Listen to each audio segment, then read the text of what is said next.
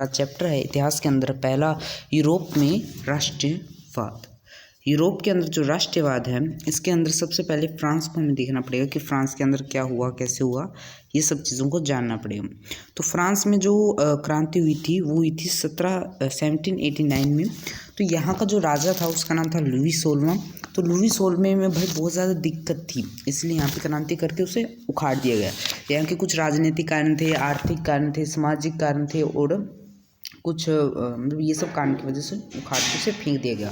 जैसे कि यहाँ पे कई वर्ग में बटे हुए थे लोग, पादरी, कुलीन और जनसाधारण में, जैसे कि हमने पिछले 9th में इसके बारे में देखा है। फिर क्या बना, यहाँ पे एक असेंबली का निर्माण हुआ। वैसे जैकोबिन क्लब बाद में आया, फिर यहाँ पे असेंबली बनी। असेंबली में फिर टेनिस कोर्ट की शपथ ली गई थी। टेनिस कोर्ट की शपथ ली गई, उसके बाद में जो असेंबली है उसको निर्वाचन में सक्रिय नागरिक थे, कुछ निष्क्रिय नागरिक थे। फिर जैकोबिन क्लब आया, फिर जैकोबिन क्लब से किस तरीके से कन्वेंशन बनी, कन्वेंशन के बाद फिर डायरेक्टरी का शासन आया। फिर डायरेक्टरी से जो शासन है वो किसके पास चला गया था, डायरेक्टरी के बाद जो शासन है वो सीधे गया था वो नेपोलियन के पास। पर इन सभी में क्रांतियों में महिलाओं को मतलब कि बहुत कम ही योगदान मिला गया था। सबसे पहले जब लुई 16वें के विरुद्ध क्रांति चल रही थी तब गणतंत्र जो कि आ चुका था, इसमें एक नया झंडा जो कि बना दिया गया था वो था फ्रांसी का नया झंडा बनाया गया जो कि फ्रांस का तिरंगा था, एक तरीके से कह सकते हो। केंद्रीय प्रशासनिक व्यवस्था सभी शक्ति फ्रांस के केंद्र से संबंधित हो गई थी, यानी कि वहाँ पे पूरा फ्रांस केंद्र से ही चल रहा था। अलग अलग स्टेटों में बटा हुआ नहीं था कि यहाँ पे कोई और राज कर रहा है, वहाँ पे कोई और राज कर रहा है, इधर से उधर गए तो फिर अलग तुम्हें कर देने पड़ेंगे, ऐसा कुछ नहीं था। सभी केंद्रीय प्रशासनिक व्यवस्था थी। वहाँ पे आयात निर्यात शुल्क नहीं थे, क्योंकि पहले भाई अलग अलग क्षेत्र में तुम इधर से उधर गए उधर में ही तुम्हें आयात निर्यात शुल्क देना पड़ता था। जैसे कि कोई चीज़ जो कि यहाँ पे 50 की है, आगे जाके उस पर शुल्क लगा, यहाँ पे 60 की हो गई, उससे आगे और शुल्क लगा, वहाँ पे 70 की हो गई, उससे आगे और शुल्क लगा, वहाँ पे 90 की होगी। जो चीज़ यहाँ पे 50 की मिल रही है वो वहाँ पे 90 की मिल रही है, इसलिए उनका आयात निर्यात शुल्क को हटाओ। तो ये इसको हटा दिया गया। उसके बाद में समाज में समान मापतोल की लगाएगी। कहीं पे भाई किस्म में मापा जा रहा है, कहीं पे किलो में मापा जा रहा है, कहीं पे ग्राम में नापा जा रहा है, इसीलिए समान मापतोल की प्रणाली लगाएगी। अब इसके बाद में जैसे कि हमें पता है कि नेशनल असेंबली बनी थी। नेशनल असेंबली के बाद में जैकोबिन क्लब जो कि अस्तित्व में आ चुका था। जैकोबिन क्लब के आने के में जो लीडर थे इसके वो थे रोबेस्पियर। और जो जैकोबिन क्लब की जो स्थापना शुरू हो गई थी कब, जब ये नेशनल असेंबली निर्मित हुई थी, जिसमें भारत के टीपू सुल्तान वो भी शामिल थे। भारतीय जो टीपू सुल्तान थे वो इस जैकोबिन क्लब के ही थे। अब इसके बाद में जैकोबिन क्लब जब शासन में आया, कन्वेंशन बना, फिर डायरेक्टरी आई, फिर नेपोलियन का राज आ गया।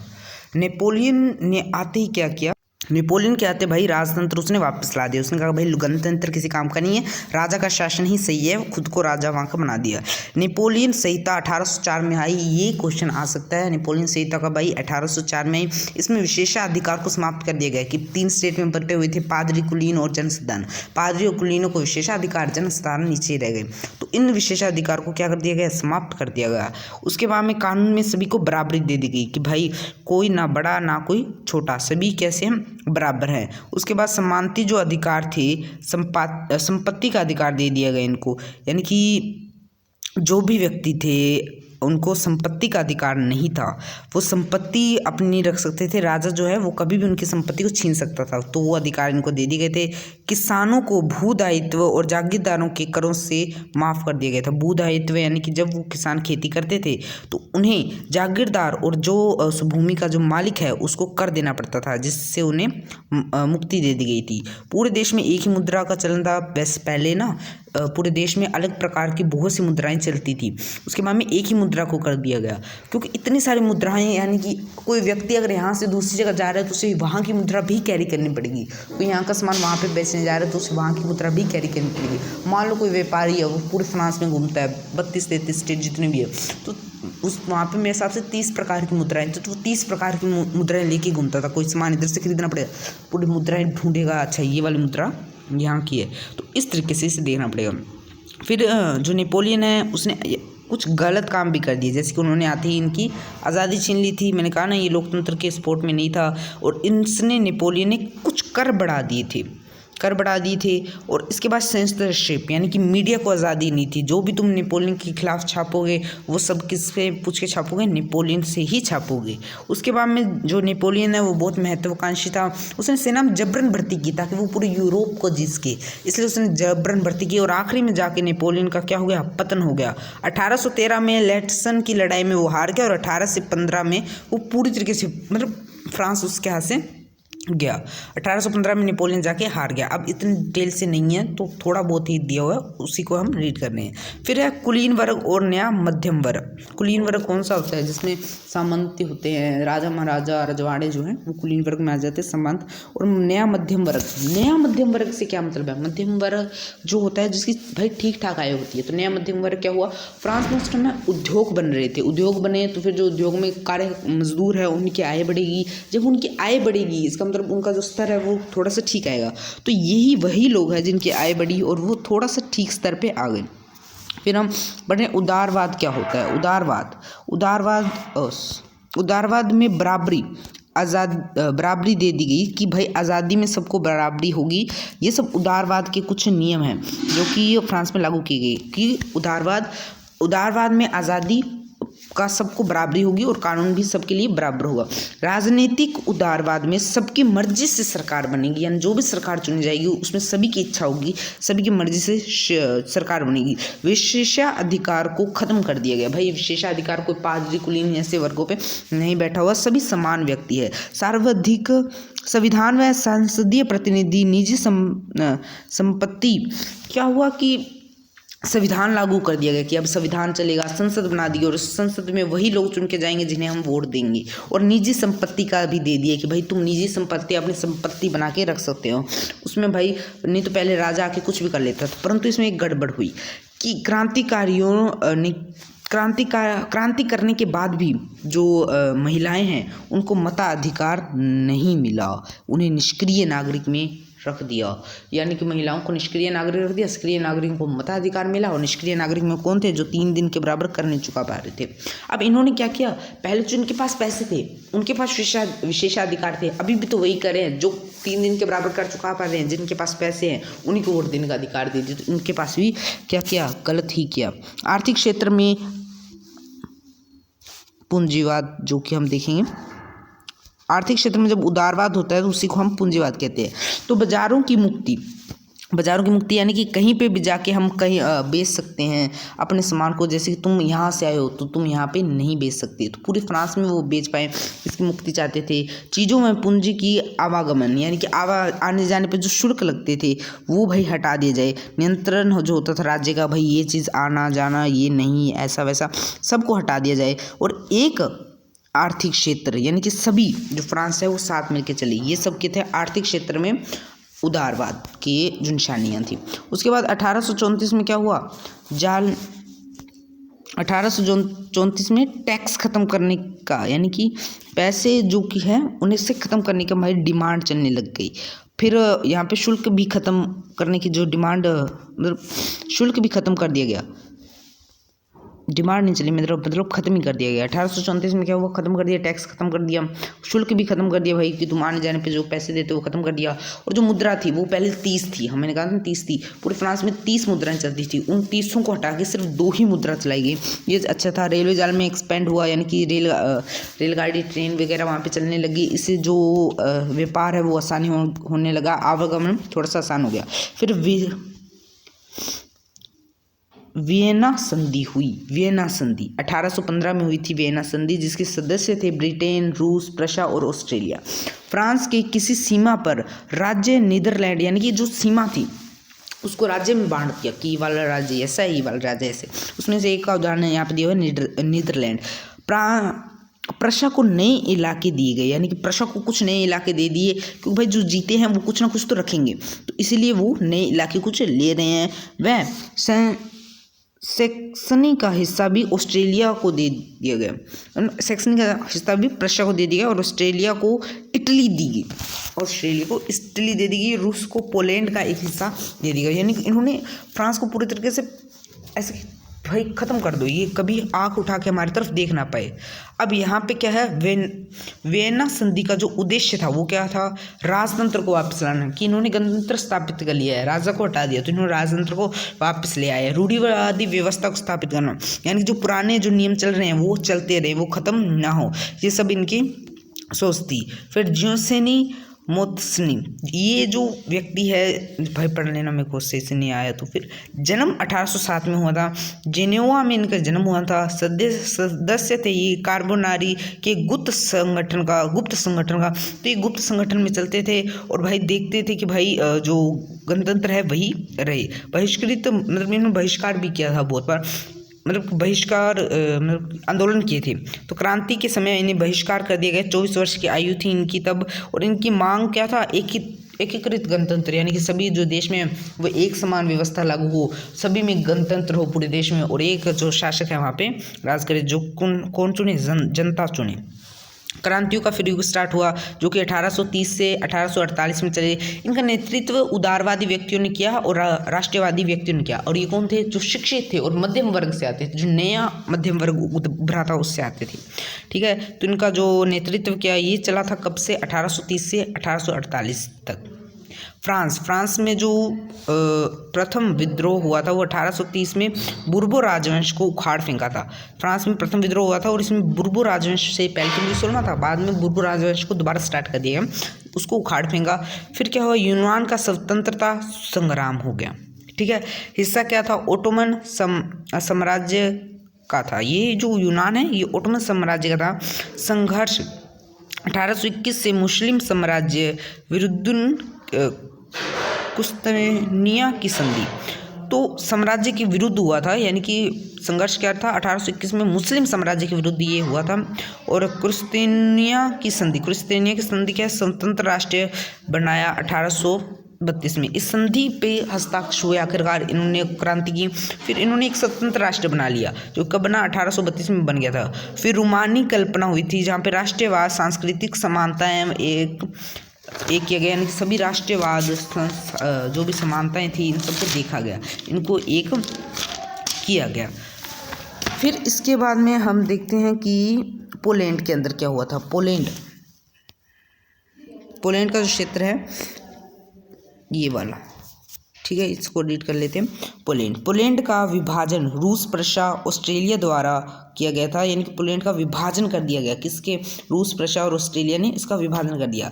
पोलैंड में भाषा, संगीत के जरिए राष्ट्रीय भावना जीवित रखा गया, यानी कि जब विभाजन हो ही गया कि सब अलग अलग बट गए, कोई एक दूसरे को भाई क्यों याद रखेगा, तो इसलिए इन्होंने क्या चुना कि राष्ट्रीय संगीत जो था, इनकी राष्ट्रीय भाषा तो थी, इनके जरिए इन्होंने राष्ट्रीय भावना को जीवित रखा। रूस ने पोलैंड में रूसी भाषा चलाई। रूस ने क्या कर दिया, पोलैंड में भाई तुम रूसी ही भाषा चला सकते हो और तुम भाषा नहीं चला सकते, वहाँ पोलैंड की भाषा बोली जाती थी। 1831 में आंदोलन, रूस में कैमविलोफ को चलाया। अब यहाँ पे क्या हुआ, 1831 में जो आंदोलन हुआ उसमें भाई इसको मतलब कि रूस ने कुचल दिया। ये आंदोलन किसके खिलाफ हुआ था कि भाई तुम्हारी भाषा में बोलने दे रहे हो, तो इसको रूस ने कुचल दिया कि भाई नहीं, हम तो अपनी ही चलाएंगे। चर्च व धार्मिक शिक्षा को पोलिश भाषा में तो साइबेरिया भेजा। तो देखो क्या हुआ, चर्च और धार्मिक जो शिक्षा थी उसे पोलिश भाषा में ही दिया जा रहा था कि पोलिश भाषा में ही सिखाया जाए ताकि इनका जो सांस्कृतिक चीज़ें वो चलती रहे। तो इन सबको भाई साइबेरिया भेज दिया कि भाई तुम निकलो यहाँ से, तुम्हारा कोई काम ही नहीं है यहाँ पे। उसके बाद क्या हुआ कि भूख, कठिनाइयाँ और जन विद्रोह स्टार्ट हुआ। 1830 में स्टार्ट हुआ था जब भूखमरी, कठिनाइयाँ हो गई थी और कुछ जन विद्रोह स्टार्ट हो गए थे। जनसंख्या में वृद्धि हो गई थी, बहुत ज़्यादा जनसंख्या में वृद्धि हो गई और जो उत्पादन है वो कम हुआ। जब जनसंख्या में वृद्धि, उत्पादन कम, तो क्या होगा, अपने आप जो कीमतें हैं वो ऊपर चली जाएगी। बेरोजगारी, अंतः पलायन, यानी कि बेरोजगार हो गए लोग, उनके पास कार्य ही नहीं था, पैसे ज़्यादा चाहिए चीज़ को खरीदने के, उनके पास कार्य भी नहीं था और आखिरकार उन्हें पलायन करना पड़ गया। गरीब बस्तियों में रहना पड़ गया, यानी कि गरीब बस्तियों में उन्हें वो रहने लग गए। क्यों, क्योंकि वो शहर गए, प्लान किया, शहर में चले गए, शहर में ताकि उन्हें काम मिल सके। तो वहाँ पे कोई रहने की जगह तो बन नहीं सकती थी, तो एक गरीब सी बस्तियाँ बना के वहाँ पे लोग रहने लग गए। कृषक दब गया और सामंती शुल्कों की व जिम्मेदारियों क्या हुआ कि जो कृषक है वो दब गया था, यानी कि उनमें बहुत ज़्यादा शुल्क देने पड़ गए थे कृषकों को। इतना तो उनको उपज भी नहीं होती थी जितने उनको शुल्क लगा दिए गए थे। अब यही सब हुआ था 1848 में, यही सब चीज़ें हुई थी। खाने पीने में कमी हो गई थी, बेरोजगारी से भाई ग्रसित हो गए थे। पेरिस के लगाने क्रांति की, फिर क्या हुआ, पेरिस के लोगों ने क्रांति कर दी। फिर लुई फिलिप, जो कि उसको ख़त्म कर दिया गया, लुई फिलिप को ख़त्म कर दिया गया।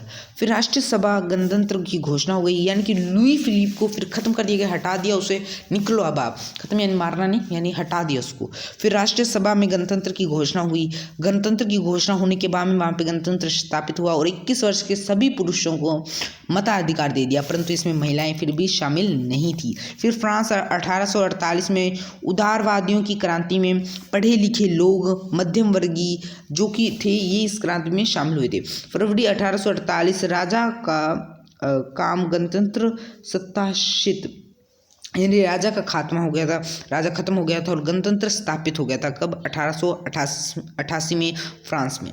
1830 में ये भूखमरी की जो घटनाएं हैं ये हुई थी और फिर 1848 में गणतंत्र स्थापित हो गया था। आधारित किस पे? राष्ट्रीय राज्य संविधान, प्रेम की स्वतंत्रता व संगठन की आज़ादी, प्रेस की थी, राष्ट्रीय राज्य संविधान यानी एक राष्ट्र होगा, हमारा जो राज्य है उसका संविधान होगा, प्रेस की स्वतंत्रता होगी, बोलने की आज़ादी होगी, उसका संगठन, आप संगठन कोई भी बना सकते हो, इसकी भी आज़ादी होगी। अब फैक्ट्री शहर में मिलकर एक सर्व जर्मन नेशनल असेंबली पक्ष में मतदान का फैसला हुआ। फ्रैंकफर्ट शहर में क्या हुआ, एक असेंबली बनाने की भाई घोषणा हुई कि भाई असेंबली हम बनाते हैं। तो 18 मई 1848 को 831 निर्वाचित प्रतिनिधियों ने इस सभा मंडल का मतलब बना लिया, ठीक है। फिर क्या हुआ, सेंट पॉल चर्च में संविधान का प्रारूप ये तैयार हो गया कि भाई इस तरीके से संविधान का प्रारूप तैयार हो जाएगा, ठीक है। अब 18 मई 1848 में होता, फिर राजा के संसद के अधीन, यानी कि क्या हुआ था कि इस संविधान के तहत राजा भी संसद के अधीन था। अब किस तरीके से उखाड़ा है वो बता रहे हैं। 1848 में तो राजा ने ताज पहनने से मना कर दिया कि नहीं, मैं तुम्हारी बात मानूंगा ही नहीं, मैं क्यों करूं भाई, मैं तुम्हारे अधीन तो ना, मैं तुम्हारा नौकर थोड़ा ना। उसके बाद में राजा ने इसे मना कर दिया। फिर क्या हो, कुलीन वर्ग और सेना में विद्रोह हो गया। फिर फिर उनको कुचल दिया। क्या हुआ, कुलीन वर्ग और सेना मतलब कि मिल गए, ठीक है, और उन्होंने क्या किया, सामाजिक वर्ग को कुचल दिया और विद्रोह हुआ। वैसे तो असेंबली भंग कर दी गई। जो असेंबली बनी थी 18 मई 1848 को, तो ये क्या हुआ, भंग कर दी गई। महिलाओं ने आवाज़ उठानी प्रारंभ की। महिलाएं असेंबली चुनाव से वंचित रही क्योंकि महिलाओं को चुनाव में नहीं लिया गया कि भाई तुम महिला हो, घर में ही बैठो, पर इन्होंने आवाज़ उठानी शुरू की। इन्होंने भी क्रांतियाँ की, क्रांति में बढ़ चढ़ के भाग लिया कि हमें भी आज़ादी चाहिए। फिर जर्मन क्या सेना राष्ट्र की निर्माता हो सकती है? देखो प्रमुख मंत्री कौन है, ओटो वॉन बिस्मार्क। प्रशा की जीत हुई थी, ठीक है, ये प्रशा है। प्रशा के अंदर ये थे, जर्मन की बात है, प्रशा के अंदर ये थे। 18 जनवरी 1871 की सुबह बेहद ठंड थी। कैसे थी, क्योंकि जो प्रशा के राजा थे उन्होंने अपने जो सैनिक थे, अपने जो काम करने वाले लोग थे, उनकी मदद से क्या चाहते थे कि भाई गणतंत्र आए, ठीक है। उसके बाद में क्या हुआ, ठंडक थी। ठंडक क्यों थी, क्योंकि बैठक हुई थी जर्मन के प्रमुख राजमंत्री के बीच, यानी कि जो प्रमुख मंत्री है, जो भी उनकी जर्मन में मंत्री बैठे हुए हैं, जिनमें से क्या ओटो वॉन बिस्मार्क थे, और राजकुमार के बीच एक बैठक हुई। वो कहाँ पे हुई थी, एक ठंडे महल के अंदर हुई थी, उसका नाम मैंने लिखा नहीं। तो आगे क्या है, अच्छा मैंने ये चेंज नहीं किया ना, ठीक है। इसके बाद में क्या है, प्रशा काइजन विलियम प्रथम नेतृत्व में नए साम्राज्य की घोषणा कर दी गई, यानी कि प्रशा में एक नया साम्राज्य बन गया, ठीक है, और इसी तरीके से जर्मन भी आज़ाद हो गया। फिर इटली की बात आती है तो ये 7 राज्यों में बटा हुआ था। इटली अलग अलग 7 भागों में बटा हुआ था। 1831 से 1848 जोड़ने की जिम्मेदारी ली थी विक्टर इमेलियन द्वितीय ने। इन्होंने जोड़ने की जिम्मेदारी ले ली। इन्होंने फिर कोशिश की कि भाई जोड़े, वैसे तो ये जोड़ नहीं पा रहे थे, ये मेरे हिसाब से अलग भाषाएं थी, तो इन्होंने कोशिश करते करते लोगों को शामिल किया और इन्होंने जो इटली है उसको एक गणतंत्र में जोड़ लिया। ब्रिटेन की अजीब दास्तान, जिसमें क्या हुआ, अंग्रेज वेतन स्कोर की मुख्य पहचान नेत्रिजाई थी, ठीक है। तो इनमें क्या है कि जो इनके पहचान है वो क्या है, नेत्र जातीय, यानी कि ये अलग अलग जातीय थी। अंग्रेज, वेल्श, स्टोक, ये इनकी पहचान ही यही थी कि ये नेत्र जातीय थी। आंग्ल संसद यानी कि भेदभाव नहीं थे। आंग्ल संसद ने 1688 में राजतंत्र से ताकत छीन ली। अभी इन्होंने क्या, एक आंग्ल संसद होती है ब्रिटेन में, उन्होंने राजतंत्र से पावर छीन ली कि भाई नहीं राज करने देंगे, उन्होंने अपने आप ही गणतंत्र स्थापित कर दिया। यहाँ पे कोई क्रांति हुई नहीं। 1688 में राजतंत्र से ताकत छीन ली। फिर इंग्लैंड और स्विट्जरलैंड के बीच एक्ट ऑफ यूनियन 1707 में United kingdom of great Britain का गठन हुआ। तो इन सब में भाई हो गया, भाई संधि हो गई, और फिर क्या हुआ, यूनाइटेड किंगडम यानी कि जुड़ा हुआ जो संसद है उस ब्रिटेन का गठन हो गया। अब यहाँ पे क्या हुआ, जो प्रधानमंत्री है वो अपना कार्य करेगा जैसे प्रधानमंत्री होता है, पर जो राजा महाराजा है जैसे कि हमारे देश में राष्ट्रपति है तो वो उनके समानुपाती यानी कि उनके बराबर के पद पे रहेंगे। कोई भी जैसे कि बिल पास होता है, कोई भी जैसे कि नियम बनता है तो उसमें राष्ट्रपति साइन करता है, उसी तरीके से यहाँ पे राजा या फिर रानी वहाँ पे साइन करते हैं हर एक। तो इस तरीके से ये सब कुछ राजा रानी के अधीन था भी, और कह सकते हो नहीं भी था, क्योंकि वो एज ए राष्ट्रपति कार्य कर रहे थे। स्कॉटिश हाईलैंड को मनाही गोलिक भाषा व पोशाक के लिए, क्यों जो स्कॉटिश लोग थे, वैसे तो इन्होंने समझौता कर लिया इंग्लैंड और स्कॉटलैंड वालों ने कि भाई हम लोग साथ साथ में रहते हैं, और ब्रिटेन को बना लिया। पर बाद में क्या हुआ, इन्होंने क्या मनाही कर दी कि तुम लोग तुम्हारी भाषा नहीं बोल सकते, तुम लोग तुम्हारी पोशाकें नहीं पहन सकते। फिर दादागिरी करने लग गए कि भाई नहीं तुम लोग नहीं करना, मतलब नहीं करना। फिर दादागिरी इनकी चलती रही। फिर 1801 में आयरलैंड को भी मिला लिया जाता है। तो आयरलैंड को भी मिला लिया, किस तरह से मिला लिया, क्योंकि आयरलैंड में जो लोग थे वो मतलब कि विरोध थी, थोड़ा सा विरोधाभास चल रहा था वहाँ पर, थोड़ा सा युद्ध की ही स्थिति थी। तो जो ब्रिटेन है उसको मौका मिल गया, उसने वहाँ पर हमला करके उसको भी अपने अंदर मिला लिया। और नए ब्रिटेन के प्रतीक चिन्ह क्या था, ब्रितानी झंडा और राष्ट्रीय गान को बढ़ावा मिला। यानी कि जो नए प्रतीक चिन्ह थे ब्रितानी झंडा और राष्ट्रीय गान, इनको बहुत ज़्यादा बढ़ाया गया, इनके बढ़ चढ़ के झंडे लगाए गए, राष्ट्रीय गान किया गया। फिर बाल्किन जो राज्य है ये एक प्रायद्वीपीय राज्य है, ज़्यादा से ज़्यादा क्षेत्र की भूख, जिसमें कई युद्ध व प्रथम विश्व युद्ध हुआ। तो क्या हुआ कि भाई भूखमरी हो गई प्रथम विश्व युद्ध में। जो ब्रिटेन है उसमें बहुत ज़्यादा भूखमरी हो गई थी, क्योंकि भाई प्रायद्वीपीय जो राज्य हैं तो इसमें दिक्कतें होने लग गई थी। किसके कारण, विश्व युद्ध के कारण। विश्व युद्ध यहाँ पे आया था क्या, शायद से नहीं आया। तो जो प्रथम विश्व युद्ध है वो हुआ था शायद से 1714 से 1818 तक, या फिर 1918 था, मेरे को सही से याद नहीं है ये प्रथम विश्व युद्ध। इसके साथ ये जो चैप्टर है ये होता है यहीं पे ख़त्म। धन्यवाद।